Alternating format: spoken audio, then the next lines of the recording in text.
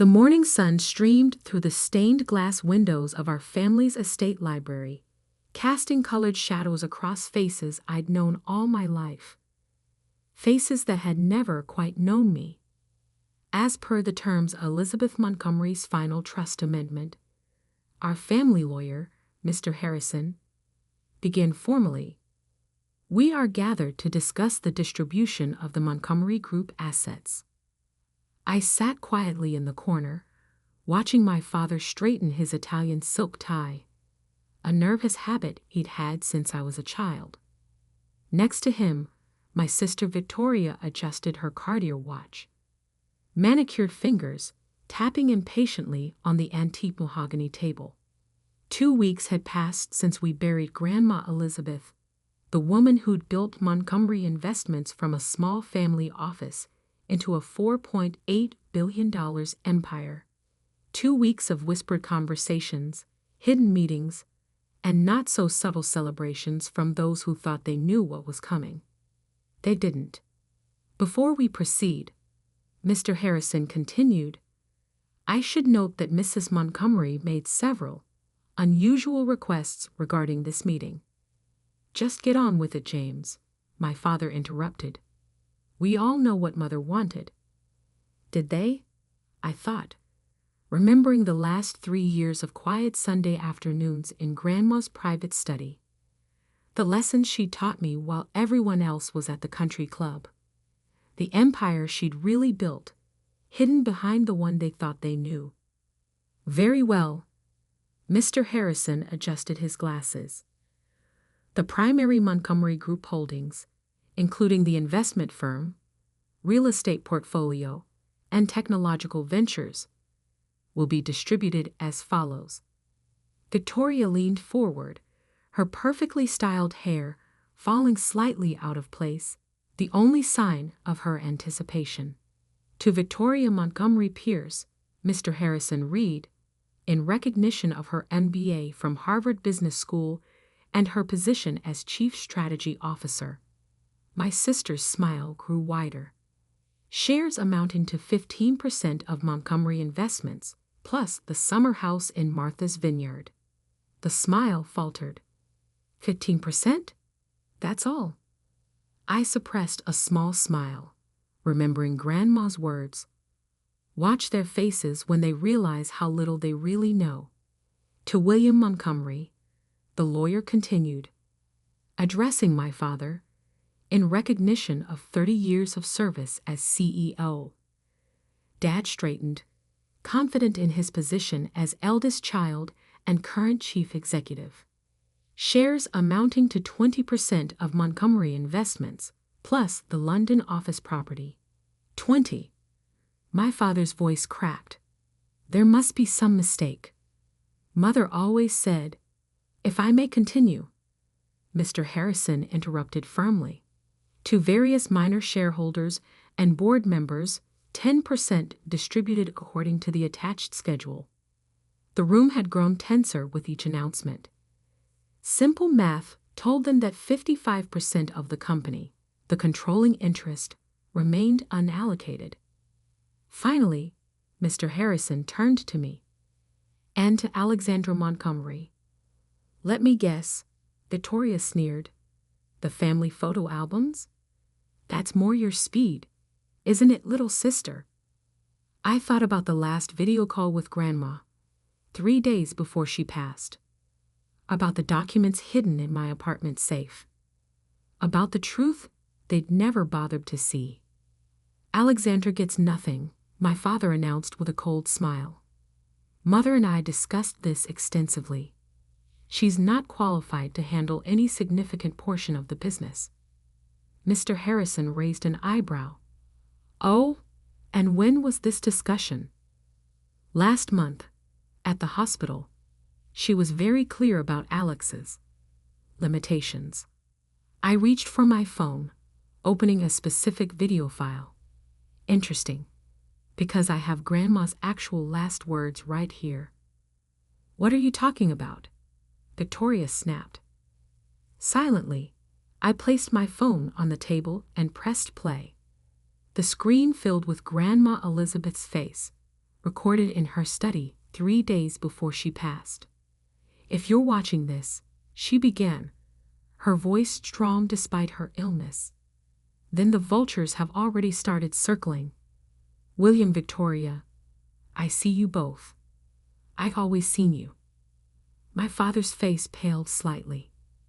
You think you know this company. You think your MBAs and your country club connections make you worthy of what I built. But while you were posturing and plotting, you missed what was right in front of you.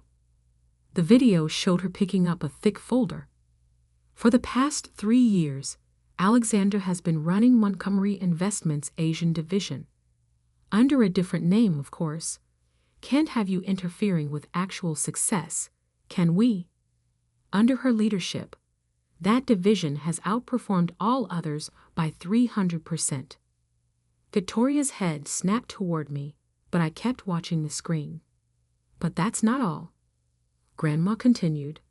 Show them, Alexandra. Show them what we built while they were too busy underestimating you. This was my cue. I pulled out my laptop, connected it to the library's display screen, and opened a series of documents. The Asian division was just the beginning, I said quietly. 3 years ago, Grandma asked me to audit the entire company. What we found wasn't pretty.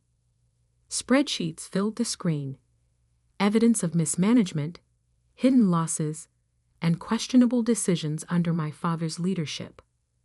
You've lost $600 million in failed ventures that you've hidden from the board, I continued. Covered up 3 potential SEC violations, and nearly bankrupted our tech division with that merger you forced through last year. How dare you? My father started to rise. Sit down, William. Grandma's voice commanded from the video. You've done enough damage. Alexandra didn't just find your mistakes. She fixed them. Remember that mysterious investor who bailed out the tech division? That was her, using the fund I helped her build. The strategic partner who saved the European expansion. Also her. I switched to another document, my personal portfolio overview. Their eyes widened at the numbers. While you were drinking champagne at board meetings, I said, I was learning, building, protecting what Grandma created from what you nearly destroyed. Impossible, Victoria whispered. You're the quiet one, the family disappointment. No, Grandma's voice corrected. She's the one who understood what really matters. Not titles, not appearances, but responsibility, vision, integrity. The final document appeared on screen, the trust amendment's full terms. Alexandra Montgomery, Mr. Harrison Reed formally, inherits controlling interest in Montgomery Investments, 55% of all shares, full voting rights, and immediate appointment as Chief Executive Officer. The room exploded in protests. Victoria knocked over her water glass. Dad started quoting bylaws he'd never actually read. One more thing. Grandma's voice cut through the chaos. Alexandra has held proxy voting rights for my shares for the past year. Every major decision you thought I approved, that was her. She's been running this company while you played at being leaders. I stood up, straightening my simple black blazer. The board meeting is at 2. I suggest you all review the new organizational charts before then. There are going to be some changes. You can't do this, my father sputtered. I'm CEO. The board works for me now. I corrected him. Just like they've actually been doing for the past year. They just didn't know it. As I walked toward the door, Victoria called out, We're your family. I turned back, remembering all the dismissive comments, the excluded invitations, the years of being treated as an afterthought. No, I said quietly. We're business associates now, and you both work for me. The video ended with Grandma's final words. Remember, Alexandra, power isn't in what they see. It's in what they miss while they're too busy looking down on you. I left them in the library, their world shattered like the water glass at Victoria's feet. Outside, my assistant waited with updated reports from our Asian offices. Time to show them what the quiet one could really do. The Montgomery Group's headquarters occupied the top 10 floors of a gleaming tower in downtown Boston. By 1:45 p.m., news of the morning's trust revelation had spread through all of them. I stepped out of the private elevator into what was now my executive floor, noting how quickly people's expressions had changed. Gone were the dismissive glances and condescending smiles. Now they watched me with a mixture of fear and fascination. The board members are already in the conference room, my executive assistant Michael informed me, and your father is demanding a private meeting before we begin. Is he? I smiled slightly. How's Victoria handling things? She's called 6 different lawyers in the past 3 hours. None of them willing to challenge the trust after seeing the documentation. I nodded, unsurprised. Grandma had spent decades building relationships with the best legal minds in Boston. They knew better than to cross her. Or now, me. The main conference room was a testament to corporate power. Floor-to-ceiling windows overlooking the city, handcrafted furniture, and today, 12 very nervous board members. My father stood as I entered, his face a mask of barely controlled rage. Alexandra, we need to discuss this privately. No, we don't. I took my seat at the head of the table, his former position. Everything I have to say can be said here. I opened my laptop, connecting it to the room's display system. The screens came alive with data, performance metrics, project analyses, and financial reports. For those who haven't heard, there have been some changes in Montgomery Group's leadership structure, I began calmly. I now hold controlling interest and will be assuming the role of CEO, effective immediately. This is absurd, my father interrupted. The board won't. The board, I cut him off, has been watching our Asian division outperform every other sector for the past 3 years. Would you like to know why? I switched to a new slide, an organizational chart showing the division's structure under my leadership. While you were focusing on old business models and outdated strategies, I rebuilt our Asian operations from the ground up, modernized our technology infrastructure, established new partnership models, created actual value instead of just talking about it at charity galas. Several board members leaned forward, studying the numbers with newfound interest.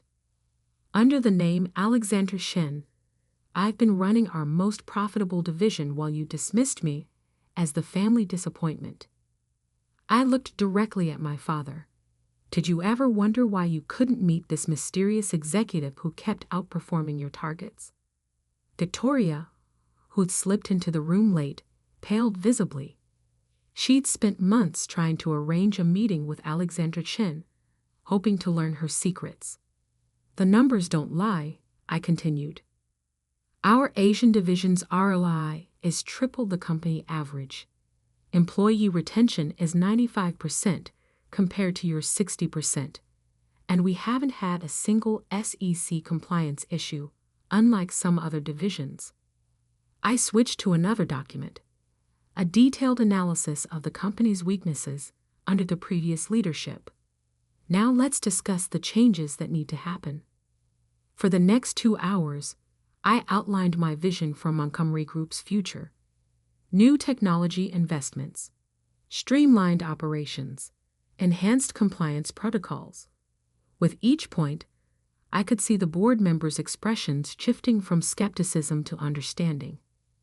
Mr. Montgomery will transition to an advisory role, I announced, watching my father's knuckles Whiten on the armrest.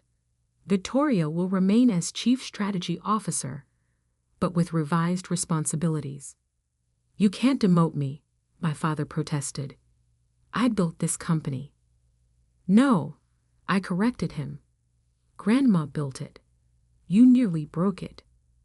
Would you like me to show everyone the real numbers from the European merger? He fell silent, finally understanding the depth of what I knew. As for the rest of you, I addressed the board. Your positions are secure, assuming you adapt to our new direction. First quarter targets and performance metrics are in the folders being distributed now. Michael moved around the table, handling out detailed documentation of my plans. One last thing, I added, pulling up a final document. This is my personal investment portfolio, the one I built while you all thought I was finding myself after college. The numbers spoke for themselves.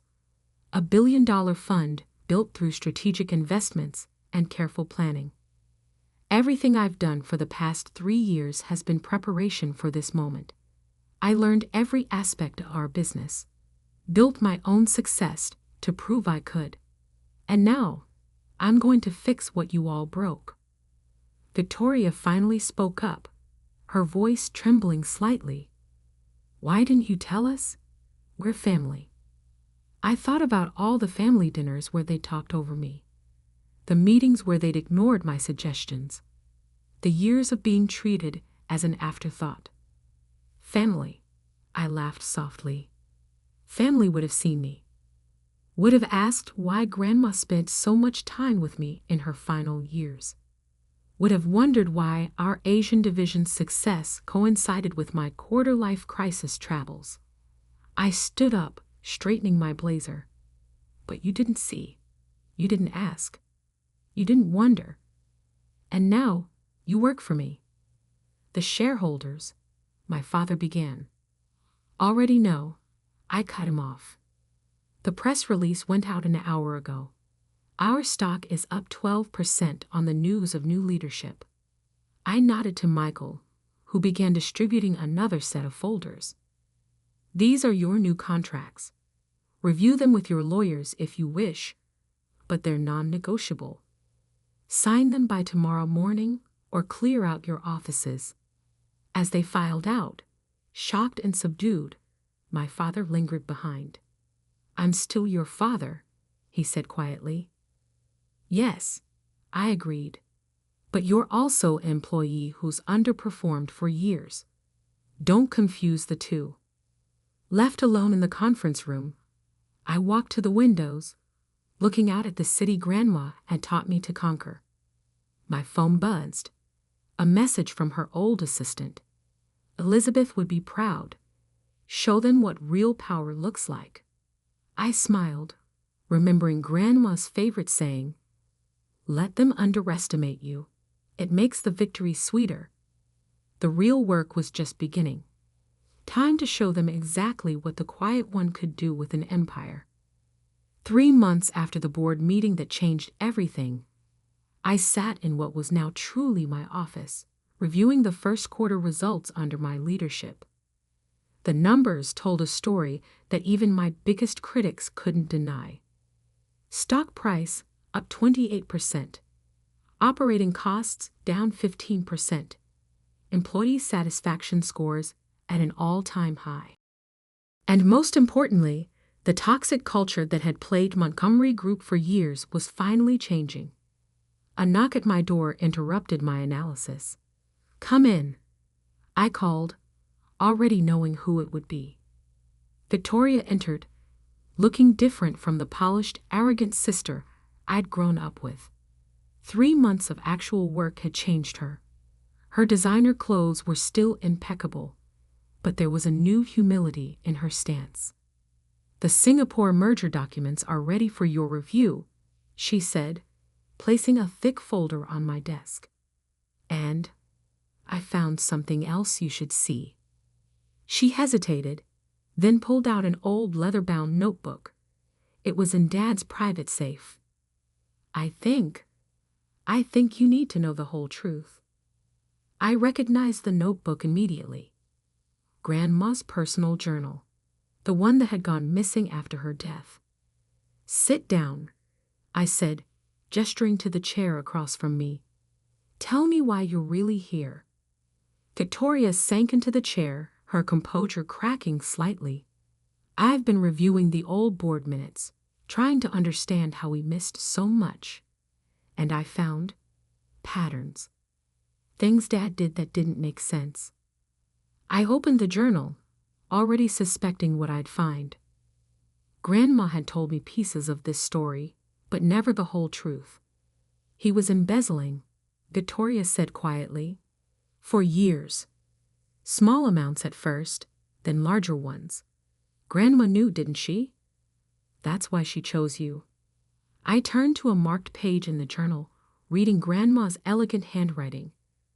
"William thinks power is about control, about taking. He never understood that true power is about building, protecting, growing. But Alexandra, she sees it, just like I did at her age." "Did you know," Victoria asked, "about Dad's theft?" "I knew enough," I replied. "Grandma showed me the evidence 3 years ago. It's why we started preparing for this transition." I pulled out my laptop, opening a secure folder. "These are the complete records. Nearly $50 million over 12 years, hidden in offshore accounts. Money that should have gone to employee pensions, research and development, company growth." Victoria's face paled. "What are you going to do?" "What I've already done," I said calmly. "The money has been recovered and returned to the appropriate accounts. Dad's assets have been frozen, and he has exactly one chance to make this right." On cue, my father walked into the office, escorted by Michael. He looked older than he had 3 months ago, the weight of his secrets finally showing. "Sit down, Dad," I said, gesturing to the other chair. "It's time we had an honest conversation about legacy." He saw the journal on my desk and seemed to deflate further. "Elizabeth knew." "Grandma knew everything," I confirmed. "Every hidden transfer. Every falsified report. Every lie you told the board. She knew, and she prepared for this moment." I opened another file on my laptop, a video recording I'd never shown anyone. Grandma, sitting in her study 2 years ago, looking directly at the camera. "William," her voice filled the office, "if you're watching this, then Alexandra has found the journal. You thought I didn't see what you were doing to my company, to our family's legacy. But I saw everything, and I chose my successor accordingly." My father's hands trembled slightly. "Alexandra," the recording continued, "has my strength without my pride, my vision without my blindness to family betrayal. She'll fix what you broke, William, and she'll do it with the grace I never managed to teach you." I stopped the video, looking at my father and sister. "Here's what happens next. Dad, you'll quietly retire, citing health reasons. You'll repay every dollar you took with interest, and you'll stay away from company operations permanently. And if I refuse," he challenged, a flash of his old arrogance returning. "Then I release everything," I said simply. "The evidence goes to the board, the SEC, and the press. Your choice." Victoria leaned forward. "What about me?" I studied my sister, seeing something new in her expression. Not just humility, but understanding. "You've done good work these past 3 months," I acknowledged. "Real work, not just playing at being an executive. If you want to stay, earn your position. Show me you understand what responsibility really means." She nodded slowly. "I'd like to learn. Actually learn this time." "Then start with this." I handed her a new file. "Our European division needs restructuring. Show me a real plan. not just fancy presentations and empty promises. As they left my office, Dad to draft his retirement announcement, Victoria to tackle her first real challenge, I turned to Grandma's journal again. The final entry read, "Power isn't in the money, the titles, or the corner office. It's in the quiet strength to build something lasting, to protect what matters, to rise above personal grudges for the greater good. Alexandra understands this. That's why she'll succeed where William failed. Sometimes the quiet ones carry the loudest truth." My phone buzzed with messages.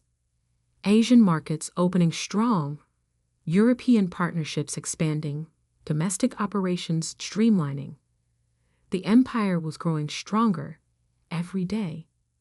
I walked to the windows, watching the city lights flicker on as dusk approached. In the reflection, I saw not just myself, but the legacy Grandma had trusted me to protect and expand. "Thank you, Grandma," I whispered, "for seeing me when no one else did." The quiet one had found her voice. The overlooked daughter had claimed her throne. And the real work of building something lasting was finally, truly beginning. Because sometimes the greatest power lies not in what you take, but in what you build. Not in how loudly you speak, but in how carefully you listen. Not in the title you claim, but in the legacy you protect. The Montgomery Group would rise again, stronger than ever. Built on truth this time, not secrets. On merit, not manipulation. On quiet strength, not empty power. And I would make sure of it. One decision, one day, one victory at a time.